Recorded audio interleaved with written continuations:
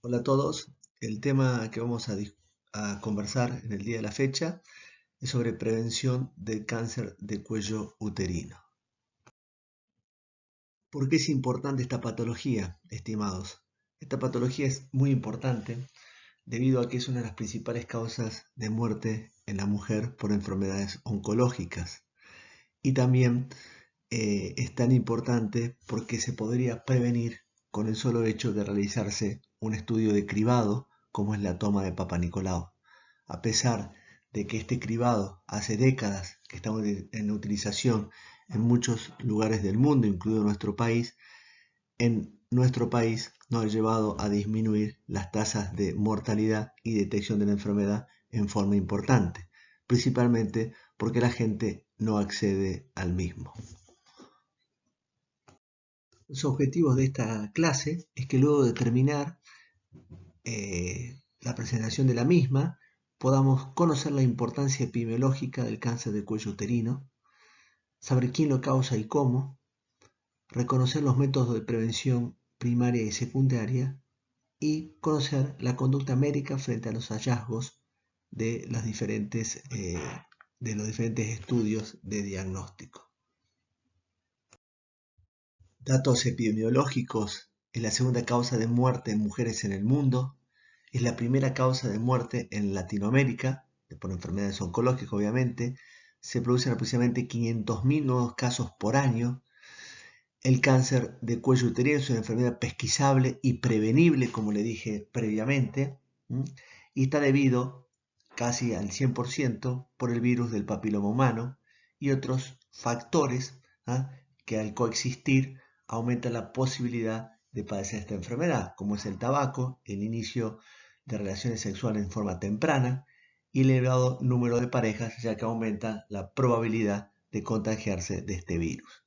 La edad promedio de aparición de esta enfermedad es los 51 años, pero existen dos picos entre los 30 y los 39 y entre los 60 y los 69 años. Como ven en este mapa, en el mundial, este es un mapa de la Dirección de Estadística e Información en Salud de la República Argentina. Van a ver en diferentes colores el número de casos de detección y podrán observar que los países del primer mundo, como son varios países en Europa, Estados Unidos, Australia, los números están muy por debajo de países como se puede ver en amarillo, en anaranjado y en el color ladrillo, de que en esos países la tasa, ¿no es cierto?, está muy por arriba de los valores donde los sistemas de detección están instalados y actúan en forma correcta.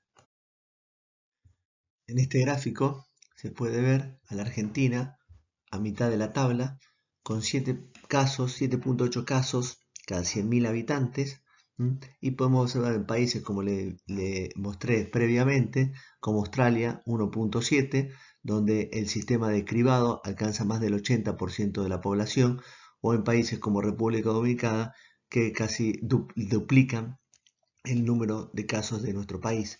Eso va directamente relacionado a la tasa de uso de la citología cervical para la detección temprana del cáncer de cuello de útero. En esta tabla se pueden observar a la izquierda, total mujeres, las causas principales de muerte, y podemos observar al cáncer de cuello uterino por debajo del cáncer de mama, de colon, de pulmón, y obviamente la principal causa de defunción es debido a patologías cardíacas. Pero en la tabla a la derecha, cuando está estandarizado por edad, entre mujeres de 35 a 64 años, pueden observar en las causas de tumores como el cáncer del cuello de útero se encuentra ocupando el segundo lugar por detrás de la mama, con 900 defunciones, casi un 4% del total de muertes por tumores malignos. Por eso es tan importante tratar de estandarizar por grupos etarios cuando uno lo relaciona con el resto de las mujeres. La distribución porcentual de cáncer de cuello uterino por grupos etarios, como hablábamos en el slide de epidemiología, ven que el 60% de los casos de cáncer de cuello se dan entre los 35 y los 64 años, habiendo un 6%, menos de un 6% en mujeres menores a 34 años. Y en esta tabla se pueden observar los dos picos que hacíamos mención previamente.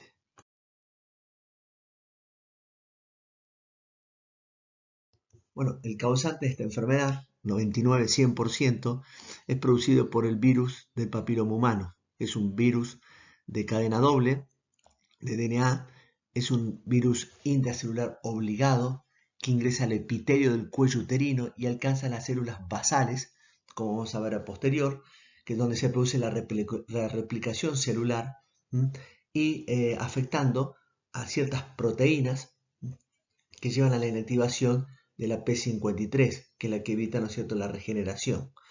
Y una cosa muy importante, un factor muy importante, que este virus tiene un gran tropismo, tiene una gran afección para la región anogenital, es decir, que afecta principalmente a estas mucosas. Existen muchos subtipos de virus del papiloma humano. Estos se dividen en grupos de alto riesgo, como es el grupo 16-18, que es muy frecuente en nuestra región, de probable de alto riesgo oncogénico y de bajo riesgo, como son el 6, el 11, el 40 y los demás grupos. En la mayoría de los casos, las infecciones por virus del papiloma humano de alto riesgo oncogénico son transitorias y remiten solas sin producir ninguna displasia. Recuerden que la definición de displasia es la alteración de las células cervicales. La carcinogénesis se produce, como bien dijimos, por un virus del papiloma humano de alto riesgo, principalmente por el 16 y el 18. Recuerden que esta infección, este virus, es necesario pero no suficiente para el desarrollo tumoral. No tiene cáncer de cuello uterino el que quiere, sino el que puede, y cómo puede cuando tiene estos diferentes cofactores, como puede ser el inicio precoz de relaciones sexuales, múltiples parejas, ya que aumenta la probabilidad de contagiarse de este virus, el tabaco, que como sabemos es un inmunosupresor en casi todas las enfermedades, la inmunosupresión, como por ejemplo la HIV, y la malnutrición. En este gráfico vamos a observar lo que llamamos nosotros la zona de transformación. Recuerden que en histología ustedes pudieron observar que el cuello del útero tiene dos tipos de epitelio, un epitelio escamoso, que luego se continúa con el epitelio de la vagina, y un epitelio glandular que ingresa al canal cervical. Esa zona se llama zona de transformación y es donde suceden los cambios displásicos y a futuro donde puede suceder el cáncer de cuello de útero.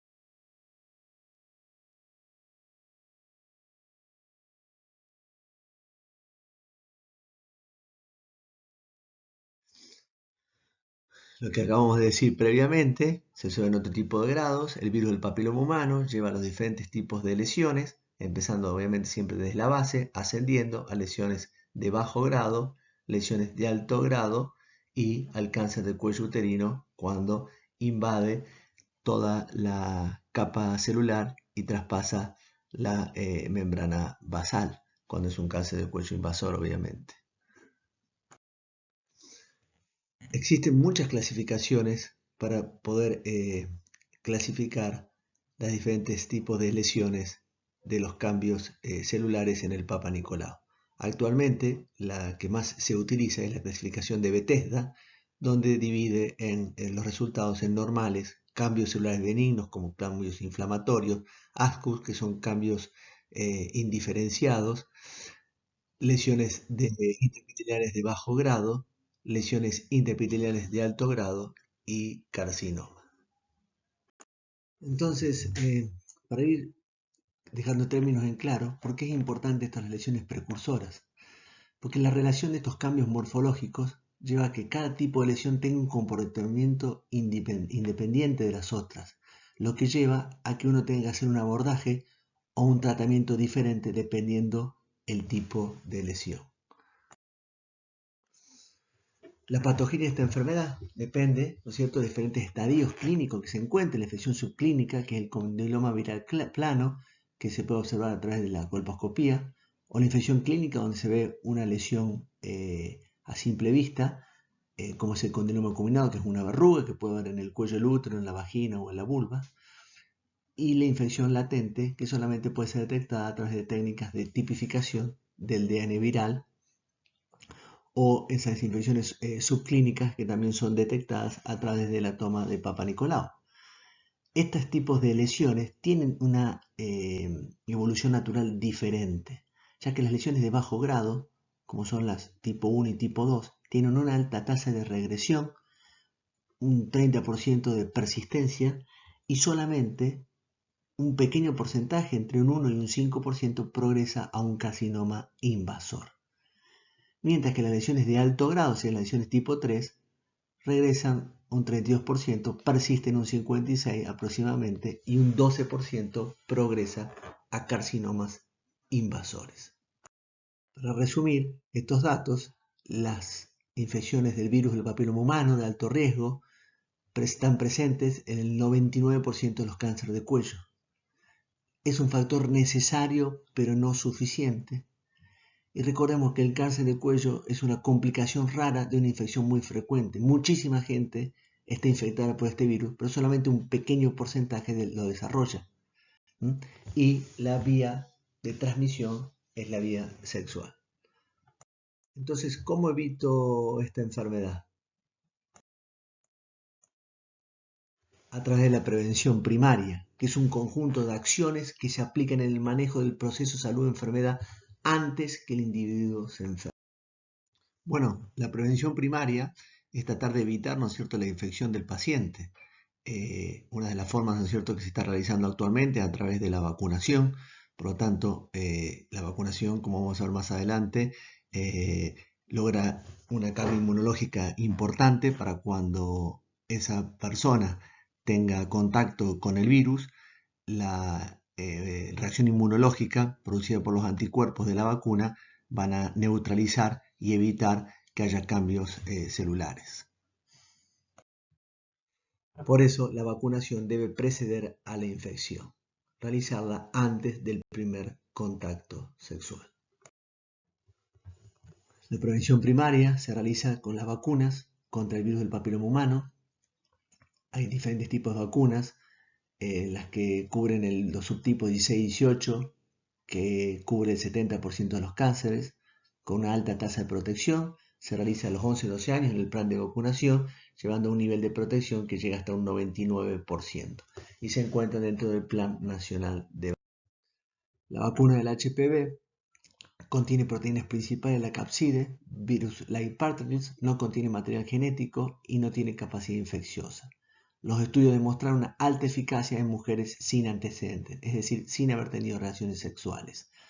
Existen diferentes tipos de vacunas, las que cubren solamente el subtipo 16 y 18, que son los que tienen capacidad de producir cáncer, otras que tienen capacidad para los subtipos 6 y 11 o para los 4. Hay una reacción cruzada con otros subtipos. Hay nuevas vacunas con otros subtipos en estudio que van a salir al mercado próximamente. Y la protección contra estas lesiones precursoras del cáncer de cuello uterino es aproximadamente casi del 100% en estudios que siguieron a los pacientes más de 10 años. Obviamente que los estudios siguen analizando estos datos, pero la capacidad de protección es altísima. La vacunación del virus del papiloma humano está en el plan de vacunación en niñas y niños de 11 años para también cubrir contra las verrugas genitales. Tiene indicaciones especiales en pacientes mayores y hay otros estudios que hablan del famoso catch-up, que es una puesta al día en mujeres mayores, que son mujeres que ya han tenido relaciones, pero tienen algún tipo de lesiones y se habla que esto podría mejorar la inmunidad de los pacientes, como con pacientes con lesiones precursoras. Esto está en estudio, pero se está analizando y se está utilizando ya en la práctica diaria.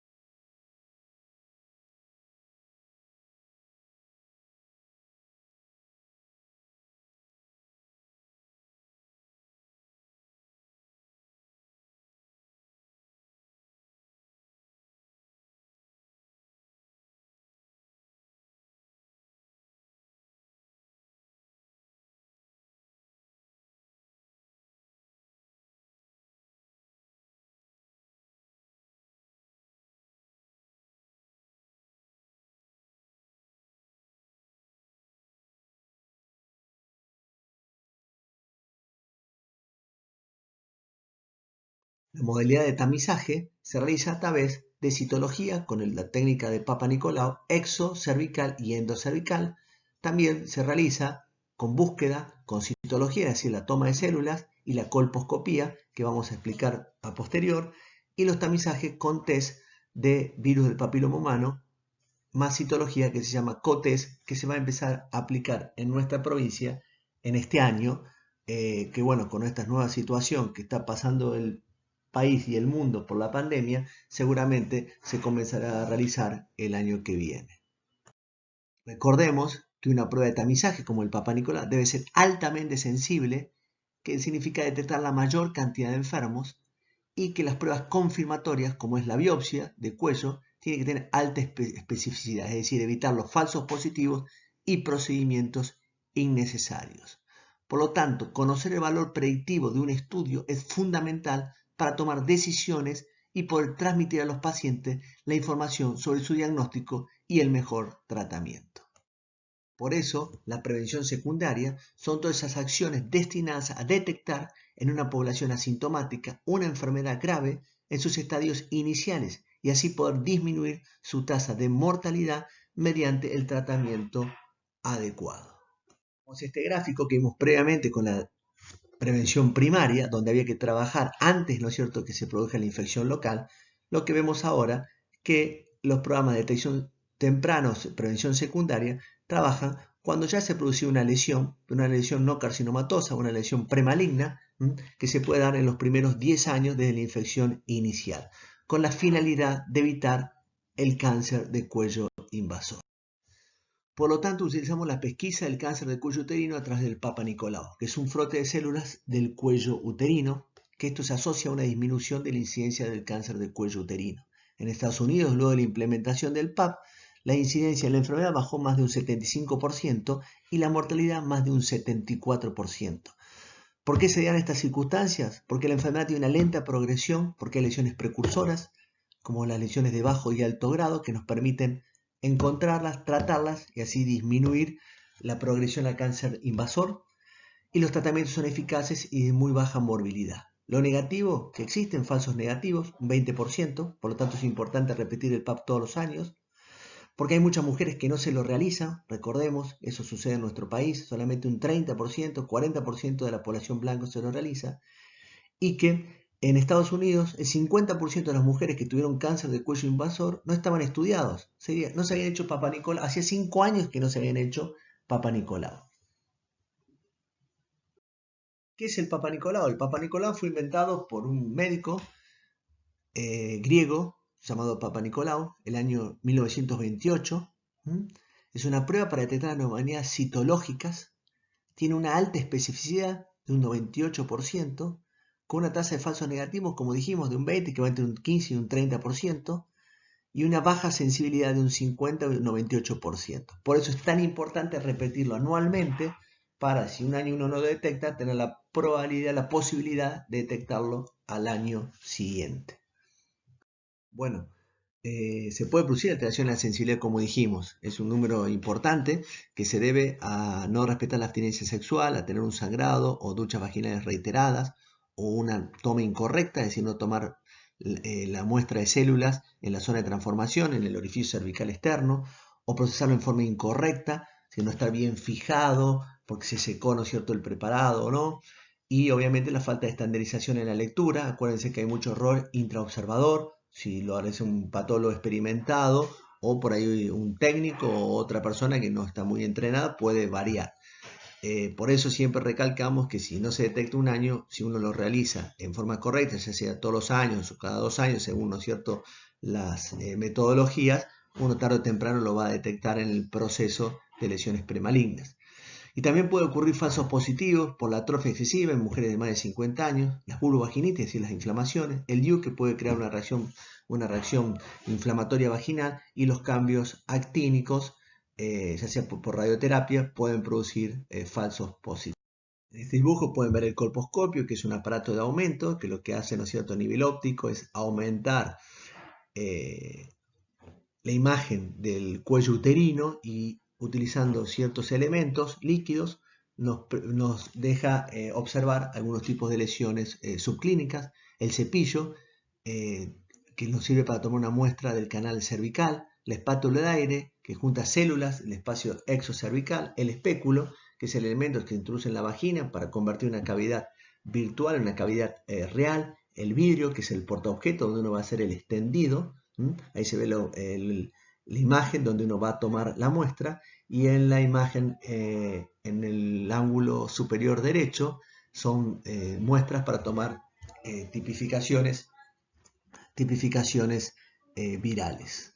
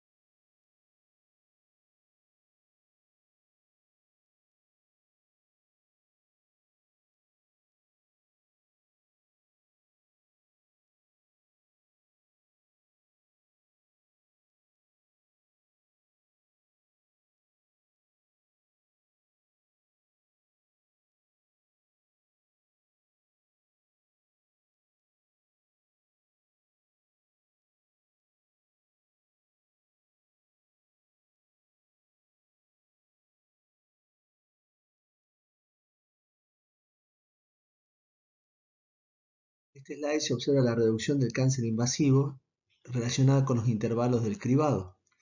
Si el intervalo del cribado es anualmente, la reducción de la tasa es del 93%, pero el número de exámenes es alto, entre 31 y 44 veces a lo largo de la vida. Ya cuando vemos que es cada 3 años, disminuye la reducción de la tasa de cáncer de cuello, pero obviamente el número de exámenes es más reducido. Y si lo realizamos cada 10 años, disminuye considerablemente un 64%, pero obviamente el número de exámenes es mucho menor, por lo tanto los costos van a ser lo mismo. Lo importante es tratar de lograr un número de exámenes a lo largo de la vida con la mayor reducción de tasa acumulada. La colposcopía es otro método para hacer tamizaje. Se utiliza en nuestro país con mucha frecuencia, en otros países del mundo se utiliza porque es costoso, porque lo tiene que realizar un profesional, por lo tanto incrementa los costos en forma considerable. Pero es un procedimiento que se utiliza para complementar el tamizaje a través del Papa Nicolau. Utiliza un aparato ocular con aumento, produce la observación del epitelio del cuello uterino y vagina que permite identificar las lesiones sospechosas de malignidad, permite realizar biopsias dirigidas, tiene baja especificidad, es decir, tiene una tasa de falsos positivos alta y tiene una alta sensibilidad, ya que tiene una tasa de falsos negativos baja. Se utiliza ácido acético al 5% para limpiar la mucosa y mejorar la observación, y se utiliza otra tintura que se llama Lugol, que lo que nos permite es poder diferenciar lesiones de sospecha y de no sospecha, ya que las células normales del epitelio escamoso se tiñen de color marrón, mientras que las células endocervicales o las células anormales no se tiñen. Existe una nomenclatura colposcópica que en cierta forma lo que trata de hablar de que hay imágenes normales, que se llama colposcopía normal, donde hay un epitelio, zona de transformación, o una ectopía, que es la presencia de la mucosa del endocervix, que se la puede observar a nivel del exocervix, o se puede observar hallazgos colposcópicos anormales que tienen diferentes definiciones, como pueden ser el mosaico, leucoplasia, vasos anormales, punteado o la negatividad de yodo, que son todos signos de sospecha de que pueda haber una lesión preneoplásica. También se puede informar como una colposcopía insatisfactoria cuando no se puede observar el límite escámulo-columnar o hay una atrofia grave, lo que no nos permite hacer el estudio en forma satisfactoria. Y a veces, ¿no es cierto?, que si se observa la lesión, uno puede sospechar un cáncer invasivo. Como esto no es un estudio que se realiza en forma rutinaria en el tamizaje del cáncer de cuello de útero, en las normas nacionales de lo que es la pesquisa del cáncer de cuello, solamente se los nombramos para que conozcan que existe y que en muchos lugares se realiza, pero no hace falta que conozcan las diferentes definiciones o nomenclaturas clásicas. Cuando hablamos de la zona escámulo-columnar, la que pueden observar, que es ese límite entre la mucosa externa y la mucosa del canal cervical, en esa imagen histológica se puede observar el epitelio glandular que lo separa a la zona de transformación con el epitelio plano estratificado, y en la imagen, en el ángulo superior derecho, se ve la prueba de Schiller, donde la parte oscura se ve que captan el Lugol, mientras que la zona blanca es donde esas células no lo han captado, no porque sean imágenes de malignidad, sino porque son diferentes tipos de células.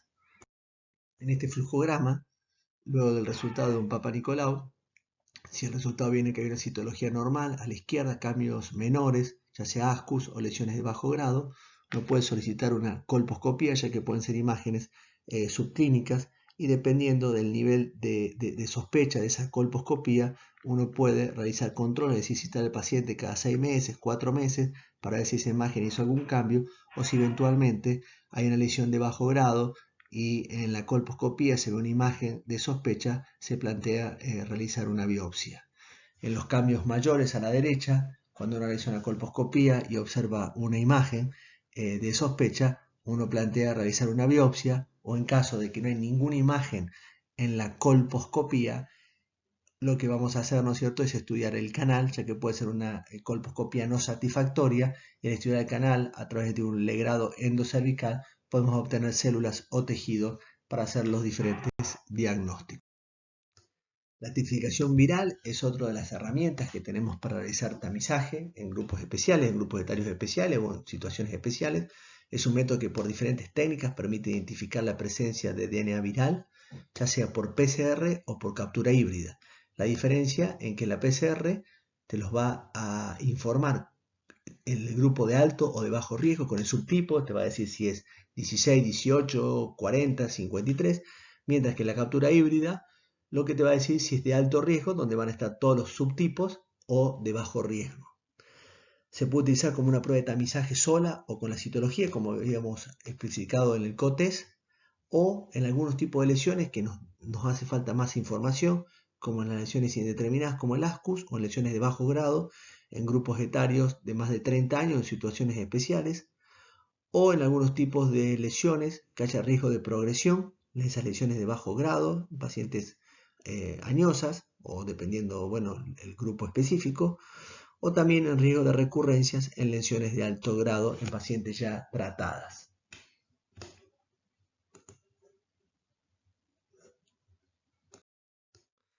El tamizaje con test de HPV es otra de las herramientas que tenemos para la detección precoz del cáncer de cuello de útero, junto con la citología y la colposcopía. Se reserva para pacientes de más de 30 años. Actualmente se hace lo que se llama el COTES, que es tomar una muestra de Papa Nicolau y tomar una muestra para la determinación de la presencia de virus de HPV. Se manda a analizar el virus. Si el test de HPV da positivo, recién ahí se analiza la citología. Si el test de HPV da negativo, es decir, que no hay virus, se descarta, se elimina el vidrio, el portaobjeto con el Papa Nicolau. El test de HPV es mucho más sensible que la citología, 90% versus 60%, obviamente, pero es mucho más caro. Y lo que tiene el test de HPV, que tiene una baja especificidad, 89%, y una alta sensibilidad. La citología, como ya hemos explicado, tiene una alta especificidad y una baja sensibilidad. Por eso lo ideal es, al hacer el COTES, si tenemos un test de HPV positivo y una citología anormal, obviamente que estamos en presencia de una lesión que amerita seguir estudiando o tratar. Cuando el test de HPV da negativo, se lo vuelve a repetir cada 5 años. Se cita al paciente que regrese a los 5 años de haber realizado. Cuando el test de HPV es positivo, se estudia la citología, es decir, el portaobjeto que teníamos guardado. Si este es negativo, se lo repite cada 18 meses. Cuando el test a los 18 meses es negativo, ahí se lo repite a los 5 años. Estas son directrices del Instituto Nacional del Cáncer. Un estudio de tamizaje, ese de Papa Nicolau, no es determinante de un diagnóstico y siempre debe ser ratificado por otro estudio más específico, con una biopsia que tiene tejido histológico, o sea, tiene tejido, no tiene solo células, para poder ratificar el diagnóstico presuntivo. Las pruebas confirmatorias de un diagnóstico deben de ser de alta especificidad para evitar los falsos positivos. Biopsia es la toma de una porción de tejido para su análisis histológico. Es un procedimiento diagnóstico de referencia en lesiones cervicales. Estas biopsias se realizan bajo visualización directa a través de la colposcopía, muchas veces se ve la imagen, y si no vemos una imagen determinada, se hace lo que llamamos biopsia en 4 cuadrantes. Y en los casos donde teníamos una colposcopía negativa y una citología positiva, también se agrega una toma de una biopsia a través de un curetaje, de un legrado del canal endocervical, ya sea con una cureta de Nova o de Kevorkian. Una vez tomada la biopsia, el patólogo nos va a informar diferentes clasificaciones. Esta es la clasificación de la Organización Mundial de Salud del año 2003 como condiloma. Puede informar como lesiones intracervicales de grado 1, grado 2, grado 3 con presencia de coilocitos. Puede informar como adenocarcinoma in situ, como un cáncer escamoso microinvasivo, que es decir, que no penetra la membrana basal, y como cáncer invasivo escamoso o glandular. La toma de la biopsia se realiza colocando un espéculo, observando el cuello. Si hay una imagen macroscópica, se la biopsia, se la coloca en un frasco con fórmula y se le envía anatomía patológica. Como bien les dije, si no se observa nada, pero si tenemos un Papa Nicolau con una lesión de alto grado, lo que se hace es tomar biopsias de la zona de transformación en los 4 cuadrantes y tomar una biopsia del canal endocervical. Otra forma de tomar una biopsia, que no sea a través de una pinza de biopsia, es con las asas de Lips. Las asas de Lips son unos instrumentos médicos que tienen un alambre de tuxteno o de algún otro tipo de material que a través de una electrocoagulación lo que hace, ¿no es cierto?, es ir cortando y tomando diferentes porciones que pueden incluir diferentes profundidades. Depende de lo que uno quiera biopsiar.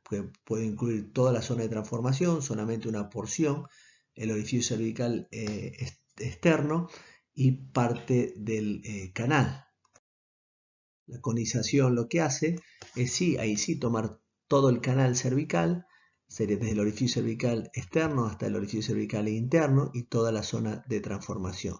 Se puede realizar utilizando estos tipos de asas especiales para lograr la conización o con un bisturí, tomando una base amplia y un vértice, como se puede usar en el dibujo, menos amplio.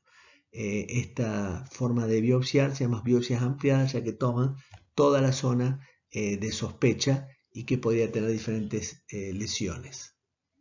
Luego de terminar la presentación, vamos a ir resumiendo especialmente lo que son las diferentes conductas frente a los hallazgos que vayamos encontrando en la consulta diaria de lo que es el tamizaje del cáncer. Estas determinaciones son consensos por la Federación Argentina de Ginecología Obstetricia, donde se pregunta cuál considera que es la conducta de manejo más apropiada para una lesión intraepitelial de bajo grado, y responde que la conducta más apropiada para el manejo de las lesiones de bajo grado es el seguimiento, dada su elevada tasa de regresión espontánea, 90% a los 3 años en mujeres jóvenes y 60% en mujeres en edad reproductiva, que no requieren tratamiento, especialmente en mujeres menores de 30 años, que su diagnóstico en muestra endocervical, citológico o histológica no modifica la conducta cuando existe correlación colpo-citohistológica. Estos son elementos fundamentales, saber de tratar de ser lo más conservador posible en mujeres de menos 30 años y más si no han tenido hijos. Y siempre de la mano de lo que es el diagnóstico citológico, lo que es la muestra de la biopsia para confirmar la citología y las imágenes colposcópicas que nos van a ayudar a realizar el diagnóstico. ¿Y cómo se realiza el seguimiento de estos pacientes? El seguimiento es citocolposcópico semestral por 2 años. Reevaluar la lesión cumplido ese plazo para determinar las diferentes conductas. De contar con test molecular, es recomendable realizarlo cada 12 meses en población mayor a 30 años.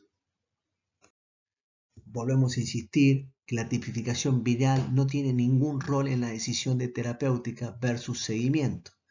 Por lo tanto, en pacientes de menos de 30 años, la prueba de HPV no es recomendable por su elevada tasa de positividad, más del 86%, lo cual resta especificidad para el diagnóstico de lesión precursora.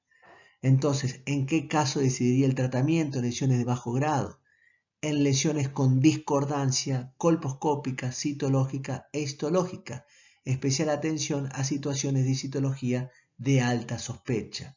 Es decir, en pacientes que tienen un Papa Nicolau con una lesión sospechosa y no hay imágenes en la colposcopía.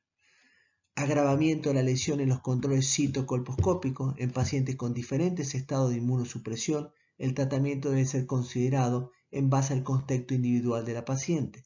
No olvidemos eso, cada paciente es diferente y tenemos que a través de la historia clínica buscar elementos que nos ayuden a tomar decisiones. Y en otras las causas es la falta de adherencia al seguimiento. Mujeres mayores de 30 años con lesiones que abarcan los 4 cuadrantes por su coexistencia con lesiones de alto grado de hasta un 10%. Y en las pacientes con falta de adherencia al seguimiento tenemos que evaluar, dada nuestra geografía y pacientes que viven muy lejos, por decirle Pampa de los Guanacos, Monte Quemado, que en algunas situaciones uno trata de ser un poco más invasivo porque hay cierta sospecha de que por ahí el control de esa paciente no va a ser posible por el lugar geográfico donde habita. cuáles considera la o las conductas de manejo ante lesiones intraepiteliales de alto grado. ¿Es recomendable el tratamiento de las lesiones de alto grado? Sí, es recomendado. En el SIN3, que es una lesión de alto grado, el manejo estándar es la resección de acuerdo a la lesión colposcópica y al tipo de zona de transformación. Tanto los tratamientos destructivos como excisionales son aceptables en las lesiones de alto grado, pero se recomienda el tratamiento excisional, es decir, sacar la lesión, ya que permite la evaluación histológica de la pieza para evaluar los márgenes y eventualmente que no haya mayor enfermedad en esa pieza. Puede indicarse tratamiento destructivo en pacientes que reúnan ciertos criterios, como lesiones pequeñas, unión escámulo-columnar visible, endocervis negativo o concordancia colpo-cito-histológica. ¿Existen poblaciones especiales de pacientes en las que sugeriría alguna conducta diferente? Las poblaciones a considerar son el embarazo y las mujeres menores de 25 años. Durante el embarazo, en ausencia de sospecha de invasión, la conducta es el seguimiento citocolposcópico. Es recomendable reevaluar citocolposcópicamente luego de los 6 meses posparto. Los procedimientos excisionales son recomendables solo ante sospecha de invasión. En mujeres de menos de 25 años ante neoplasia intraepitelial cervical, grado 2, y unión escámulo-columnar visible en función de su alta tasa de regresión superior al 60% en 2 años, el seguimiento citocolposcópico semestral por 2 años es una conducta recomendable, mientras que el SIN3 y unión escámulo-columnar no visible completamente es recomendable el tratamiento. Como verán, hay ciertas situaciones especiales que hay que considerar dependiendo la situación de cada paciente, la historia clínica y obviamente el consentimiento informado de plantear al paciente que en forma conjunta con el médico evalúe riesgo-beneficio de la misma. Por lo tanto, chicos, los objetivos que nos planteamos al inicio de la clase, es importante que ustedes luego de terminar esto se pregunten y traten de responder si los objetivos planteados previamente han sido explicados o analizados, como son conocer la importancia epidemiológica del cáncer de cuello uterino, quién lo causa y cómo, los métodos de prevención primario y secundario y la conducta médica frente a los diferentes hallazgos. Bueno chicos, muchas gracias por su atención, espero que les haya sido de utilidad esta clase y recuerden siempre, más vale prevenir que curar.